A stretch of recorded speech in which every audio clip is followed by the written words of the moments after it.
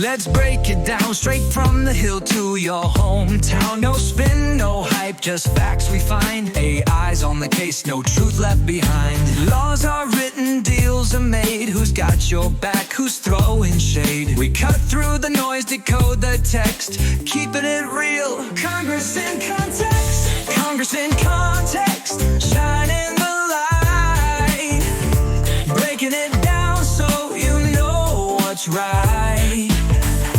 Policies, votes, who's working for you? We bring the facts, the power is you. Welcome to Congress in Context. We're diving deep into the Congressional Record today. Sounds exciting. It is, especially this one. It's from February 27th, 2025. A day packed with, well, everything. Debates, votes, you name it. A real snapshot of American politics in action then. Exactly. And, I think sometimes people forget that the decisions made in those halls of Congress, they can have a real impact on our everyday lives. It's easy to feel disconnected from the process. Yeah, absolutely.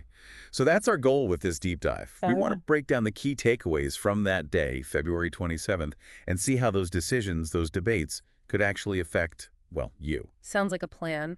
Where should we start? Let's jump right into the budget battle. The budget. Always a hot topic. It's where the sparks really flew that day. The Republicans put forward their proposed budget and, well, you can imagine what happened next. I can only imagine. What were the main points of contention? Well, Representatives Kelly of Illinois and Khanna of California, they came out swinging, arguing that the proposed tax cuts, a whopping $4.5 trillion, would mainly benefit corporations and CEOs. So the classic argument that tax cuts for the wealthy don't trickle down. That's right.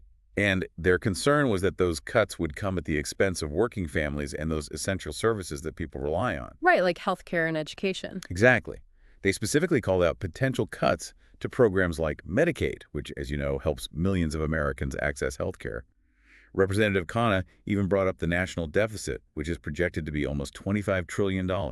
So setting up that contrast between tax cuts on one hand and a growing deficit on the other. Exactly. A classic ideological clash, you could say. Yeah. Concerns about wealth inequality and social safety nets versus calls for fiscal responsibility. But then you have another Republican, Representative LaMalfa of California, offering a counterargument. Oh, okay. How did he frame it? He emphasized that their budget proposal wouldn't touch Social Security, Medicare, or veterans' benefits. He even called for, get this, a bipartisan approach to make sure Social Security is around for the long haul. Trying to strike a balance there. Seems like it. Appealing to those who want smaller government, but also assuring voters that these really important social programs are safe.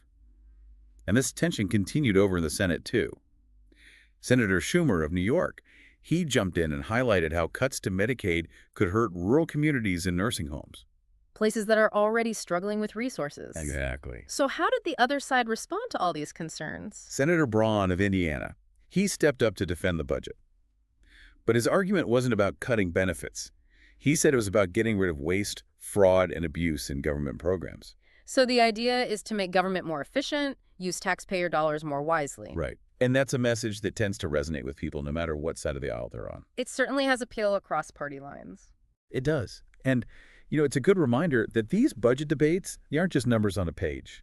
They represent different values, different priorities, and they can have a very real impact on people's lives. Absolutely. Budget decisions determine what we as a society choose to prioritize. Speaking of priorities, let's shift gears to another hot-button issue that came up that day. Energy and the environment. Always a lightning rod. What specifically were they debating? Well, things got heated, and I mean heated, over energy efficiency standards for those gas tankless water heaters. Interesting. What was the source of the contention there? It all started with a Republican-led effort to get rid of a rule that was put in place during the Biden administration. That rule set higher efficiency standards for these water heaters. And that's where the fireworks began. You could say that. You had Representative Tonko of New York. He came out strong in favor of keeping those standards. He talked about how over 30 years, consumers could save over $3 billion. And of course, he highlighted the potential for less carbon emissions. He even pointed out that American manufacturers support these standards. So he's making the case that it's good for the economy, good for the environment, and good for American jobs. A trifecta. Right. But then you have Representative Palmer of Alabama. He's the one who sponsored the resolution to repeal the rule. His argument: consumer choice and affordability. Meaning he thinks these standards would make water heaters more expensive and limit options for consumers. That's his view. And to bolster his argument, he brought up the fact that the Trump administration was also in favor of getting rid of the rule. Bringing some political strategy into the mix. Exactly. But Representative Castro of Florida wasn't having any of it. She jumped into the debate, arguing that if they repealed these standards, it would actually force families to spend more on energy in the long run. Not to mention increase energy consumption and end up hurting American manufacturers. So a completely different outlook with very different predictions about how this would all play out. Completely. Right. And then, to really drive her point home, she connected this whole debate to what was happening in Florida at the time. Remember Hurricanes Helene and Milton? Of course, the devastation was significant. Right. Well, she pointed out that billions of dollars in aid were just sitting there, frozen, and could be used for repairs and to help people make their homes more energy efficient. So she's highlighting the very real on-the-ground consequences of these policy decisions, especially for those who are most vulnerable after a natural disaster. Exactly. And just when you thought it couldn't get more complex, Representative LaMalfa jumped back in, expressing doubts about the effectiveness of electric vehicles and criticizing California's regulations on egg production.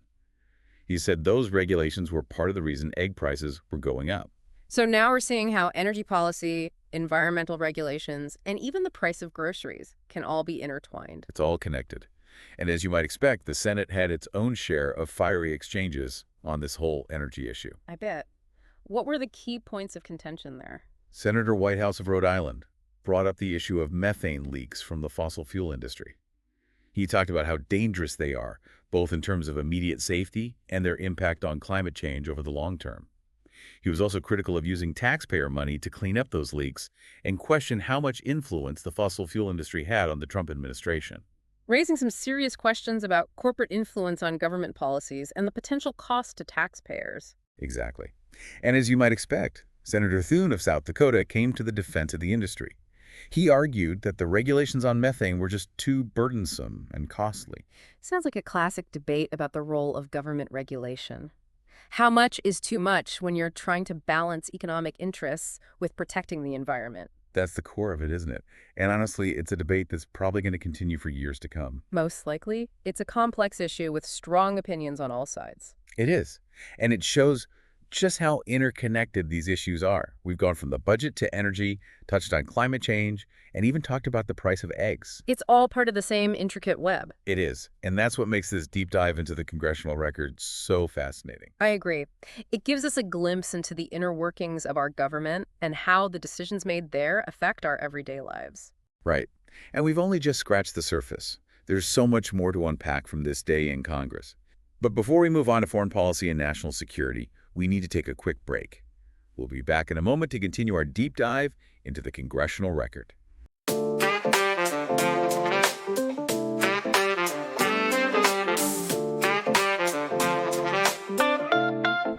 All right, we're back and ready to dive back into the Congressional Record. I'm ready for more. Where do we go from here? Well, we've covered some pretty heated debates. Budget battles, energy policy, all that. But Congress does more than just argue. Right, of course. They also take time to recognize individuals and reflect on important events. Exactly. And that's actually a good reminder that Congress, it's not some faceless entity. It's made up of real people. With their own stories, relationships, and experiences. Right. And we saw that human element on full display that day. Like when Representative Kerry of Ohio, he bid farewell to his longtime friend and campaign manager, Blaine Kelly. It's easy to forget, amidst all the political maneuvering, that there are personal connections at play, too. Exactly. And those connections, they can influence how representatives approach their work, how they interact with each other. Absolutely. It reminds us that they're not just politicians. They're human beings with their own emotions and connections. Right. And we saw that human element come through in other ways that day, too. Like when Representative McGuire of Virginia expressed concern for those communities in Congressman Griffith's district that were hit by those back-to-back storms. Showing that concern for constituents can transcend party lines. It does.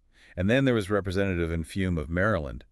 He delivered a really powerful special order. Yeah. It was to commemorate the 104th anniversary of the Tulsa Race Massacre. That's a significant event, one that deserves to be remembered. Absolutely. And he really went into detail describing the devastation, the loss of life, the destruction of property, The impact on Tulsa's Black community was just, well, immense. It's a tragic chapter in American history, and unfortunately, it's not as well known as it should be. No, it's not.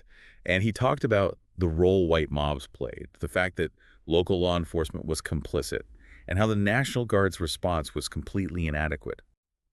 It's a stark reminder of the systemic racism that's been woven into our nation's fabric for, well, centuries. And he connected that historical tragedy to the present day, didn't he? He did. He talked about the fight for justice and reparations, acknowledging that the wounds of the past are still felt today. Is a powerful example of how Congress can be a platform to raise awareness, not just about current issues, but about these historical injustices and their lasting impact. It's a vital role, ensuring that those stories aren't forgotten. It is. And speaking of things that have a lasting impact, we can't forget about the discussions that took place on the state of American education. Always a critical topic. What were some of the key points that came up? Well, Senator Durbin of Illinois, he highlighted this innovative program in Joliet, Illinois. It focuses on mental health and addiction issues, and it's been really successful, especially in reducing suicide rates. It's encouraging to see lawmakers championing community-based solutions. It is. But on a broader scale, Senator Smith of Minnesota, she brought up some really concerning trends. She talked about the crisis in the teaching profession, the national literacy crisis, how literacy scores are declining for both adults and children. Those are serious issues, fundamental to the future of our country. Absolutely. And she was very clear about the need for increased investment in public schools, putting more emphasis on literacy. She sees it as vital, not just for individual success, but for the prosperity of our nation as a whole. Education is truly the foundation. And was there any talk about specific policy proposals related to education? There was. Senator Cardin of Maryland, he criticized the Trump administration's efforts to eliminate the Department of Education. He argued that it would harm public schools and make educational inequality even worse. That reflects a long-standing debate about the role of the federal government in education, how much involvement is appropriate, and what are the implications of scaling back that role. It's a question that goes to the heart of our education system, and it's sure to continue influencing policy for years to come. It will. So we've moved from budget showdowns to poignant reflections on history to a deep dive into the challenges facing education. Where does our journey through the Congressional Record take us next? Well, things took a turn towards the global stage when national security and foreign policy entered the conversation, specifically the U.S. involvement in the conflict between Ukraine and Russia. Ah, yes, a situation with incredibly high stakes. Absolutely. Senator Shaheen of New Hampshire, she didn't hold back. She strongly criticized the U.S. for blocking a UN resolution that condemned Russia's invasion of Ukraine. Taking a very firm stance that the U.S. needs to stand with Ukraine and its allies. Right, both morally and strategically, she argued. But then we heard a different perspective from Senator Hegseth of Minnesota. He was speaking at the Munich Security Conference and argued that the goals of Ukraine rejoining its 2014 borders and joining NATO were just unrealistic. So he's advocating for a more pragmatic approach, recognizing the complexities of the situation. Yes. He seemed to be pushing for a negotiated settlement, acknowledging that there are no easy answers when it comes to conflicts like this. And it highlights the difficult choices policymakers face in these situations. There are always valid arguments on multiple sides. It's true. And these are the kinds of decisions that can have a ripple effect across the globe, impacting international relations and global stability for years to come. Absolutely. The decisions made in those chambers of Congress can have far-reaching consequences. They can.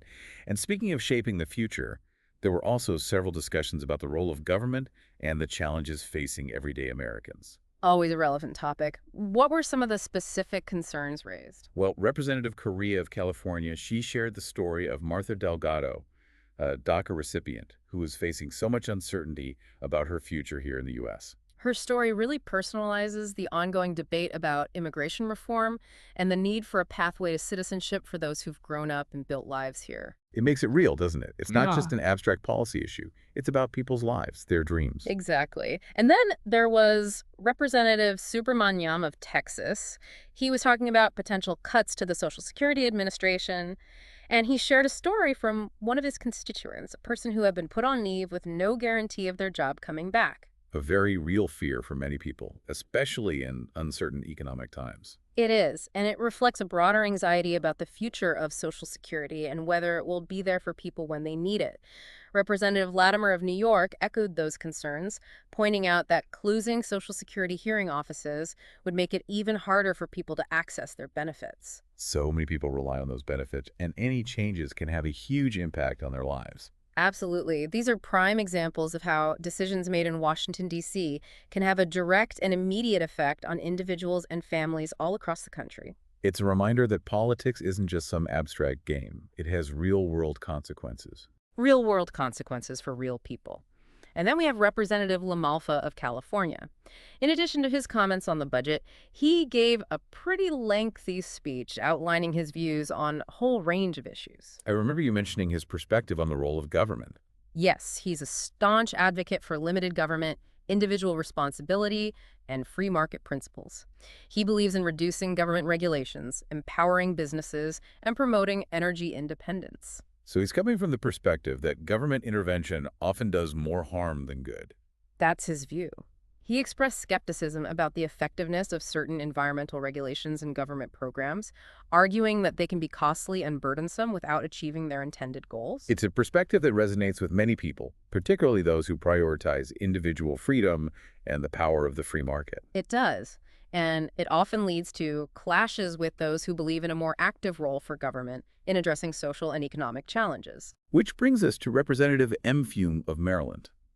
In addition to his powerful words about the Tulsa Race Massacre, he gave a speech advocating for a very different approach. He spoke about the need to protect immigrants, reform the criminal justice system, and ensure equal opportunity for all Americans. So he sees government as having a moral obligation to lift up those who have been marginalized. Exactly. And that contrast highlights a fundamental divide in American politics, differing visions of the role of government and its responsibility to its citizens. And this day in Congress really captured that divide, showcasing those different perspectives and the ongoing struggle to find common ground. It did. And it wasn't just talk. We also saw discussions about concrete policy proposals and legislative actions. Right, like when Representative Sherman of California talked about the tragic death of Pia Kalau, that refugee from Burma who died due to lack of oxygen after funding cuts to refugee assistance programs. A heartbreaking story that underscores the real human consequences of policy decisions. He used that story to advocate for increased funding for those programs, emphasizing the moral imperative to help those fleeing persecution. We also saw discussions about a whole host of other issues: campaign finance reform, government transparency, the regulation of financial assets, you name it. Like Representative Pocan of Wisconsin and the MEME Act, right? The one that aims to prevent top federal officials from using their positions for personal financial gain. That's the one. He was trying to address concerns about conflicts of interest and prevent potential abuse of power. He argued that public service shouldn't be about personal enrichment. A sentiment that resonates with many people who worry about corruption and the erosion of public trust. Exactly. These are issues that strike at the very heart of our democracy. They are. And what struck me was the sheer volume of bills and resolutions under consideration. It's almost dizzying to think about all the different things Congress is juggling at any given time. It really is. Yeah. And they're trying to balance the needs of their constituents with the broader interests of the nation, all while navigating these complex and often contentious issues. It's a challenging job, to say the least, and requires careful deliberation, a willingness to compromise, and the ability to listen to a multitude of perspectives. It does. And that's why it's so important for citizens to understand how this process works, to engage with their elected officials, and to make their voices heard. Exactly. Informed and engaged citizens are essential for a thriving democracy. Well said. And I think that brings us to a good point, to reflect on what we've learned from this deep dive into the Congressional Record. What are your final thoughts? What should our listeners take away from all of this? It's amazing, isn't it, to think that every day, all these discussions, these debates, they're shaping the future of our country. It is. And what struck me most going through the Congressional Record is just how much is going on. It's so easy to focus on the headlines, the big partisan clashes, but there's a whole world of activity happening beneath the surface. You're right. We saw bills covering everything, national security, the environment, healthcare. The list goes on. And it's not just about passing bills either. It's about the discussions, the amendments, the compromises, the whole process of trying to craft legislation that addresses complex issues. It's a reminder that governing is hard work. It is. And it's often messy. But that's the nature of democracy, right? Yeah. Trying to find solutions that work for a diverse population with, let's be honest, often conflicting interests. Absolutely. And that's why it's so important for people to be engaged, to understand how this process works. And not just understand it, but participate in it. I couldn't agree more. One thing that really stood out to me was the power of individual voices. We saw representatives sharing stories from their constituents, talking about local initiatives, even commemorating the lives of everyday heroes. Those moments really highlight the connection between the people and their elected officials. It's a reminder that Congress, well, it's not some distant, unapproachable entity. It's made up of individuals who are there to represent the people. And those people, they have the power to make a difference. We saw representatives challenging the status quo, pushing for change, holding those in power accountable. Whether it was advocating for immigration reform, raising concerns about health care, demanding action on climate change, those voices matter. They shape the debate. It shows that our democracy, well, it depends on people being active and engaged, speaking up about what they believe in. Absolutely. And as we've seen, those beliefs can be incredibly diverse. But just as important as making our voices heard is understanding the complexities of the policymaking process. Right. It's not as simple as saying, here's a problem, let's fix it. Think about the debates we heard on the budget, energy, foreign policy, education, healthcare. Every issue has so many angles to consider. We saw how challenging it is to balance competing interests, different values, and how every decision can have unintended consequences. Exactly. And that's why we need to be both patient and persistent. Meaningful change, it rarely happens overnight. So what advice would you give someone who wants to make a difference, but they look at all this and feel, well, maybe a little overwhelmed? I'd say start with getting informed. Read the news, follow what's happening in Congress, stay up to date on the issues you care about. Sounds like a good starting point. It is. And then reach out to your elected officials. Let them know what you think, what you want them to prioritize. Don't forget, they represent you. And even though we saw a lot of partisan clashes, we also saw glimpses of bipartisanship, moments where people from different sides of the aisle were able to work together. Exactly. We saw it on criminal justice reform, rural development, support for veterans. It gives you hope that even in a system that can feel so divided, progress is still possible. So stay informed, stay engaged, and don't lose hope. We all have a role to play in shaping the future of our country. Well said. And remember, a democracy thrives when its citizens are informed and engaged. That's a great note to end on. Thanks for joining me for this deep dive into the Congressional Record. It's been my pleasure. Until next time, everyone, keep learning, keep questioning, and keep those conversations going. And remember, the power to shape our future lies in each and every one of us.